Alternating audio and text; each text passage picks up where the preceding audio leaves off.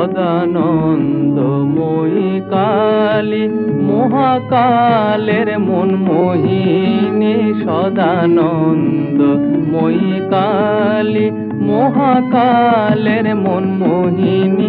তুমি আপনি নাচো আপনি গাও মা, আপনি নাচো আপনি গাও মা, আপনি দাও মা করো তালি। সদানন্দময়ী কালী মহাকালের মন মোহিনী।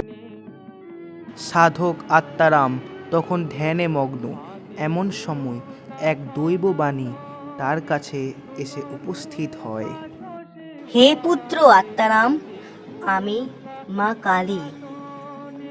নীলগিরি পর্বতে একজন ব্রাহ্মণ আছে যার নাম ব্রহ্মানন্দগিরি। তার কাছে একটি কষ্টি পাথরের রয়েছে, সেটা তুমি নিয়ে এসে গঙ্গার তীরে প্রতিষ্ঠা করে আমার পূজা আরম্ভ করো। অপার দিকে ব্রহ্মানন্দ গিরি মায়ের প্রচণ্ড বড় ভক্ত ছিল। তিনি একটি শিলায় মায়ের পূজা আরাধনা করত।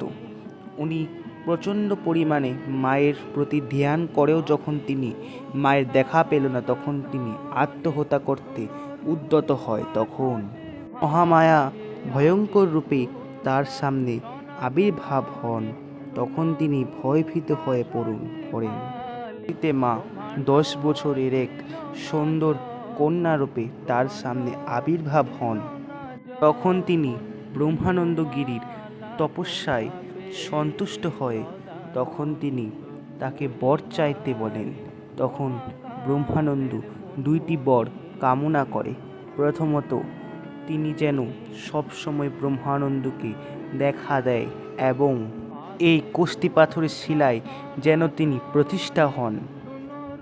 সাধক আত্মারামের নিকট থেকে মায়ের আদেশের কথা শুনে তখন সাধক আত্মারাম ও ব্রহ্মানন্দগিরি কলকাতার আদিগঙ্গার নিকট প্রতিষ্ঠা করেন দক্ষিণা কালিকা মন্দির, যা আজ কালীঘাট নামে প্রসিদ্ধ। দিনটা ছিল পবিত্র স্নান যাত্রা। একদিকে পুরীতে চলছে শ্রী শ্রী জগন্নাথ দেবের স্নান যাত্রা। ঠিক সেই সময় কালীকুণ্ডে স্নান করছিলেন আত্মারাম গিরি। তখন তিনি একটি শিলার মতো কিছু একটা ঊর্জাসহ পাথর দর্শন করেন। তখন তিনি সেটা পৌরাণিক কাহিনী ও ধ্যানের মাধ্যমে জানতে পারে। যজ্ঞে নিজের পিতৃমুখে স্বামীর নিন্দা সহ্য করতে না পেয়ে সতী করলেন দেহত্যাগ। তখন দেবাদিদেব সতীর দেহকে নিয়ে শুরু করলেন তাণ্ডব নৃত্য। তখন ধ্বংস হতে থাকে চতুর্দিক। তখন নারায়ণ সুদর্শন চক্রের দ্বারা সতীর দেহকে 51 টুকরায় বিভক্ত করে এবং বাম পায়ের 4টি আঙ্গুল পতিত হয় এই পবিত্র কালীকুণ্ডে।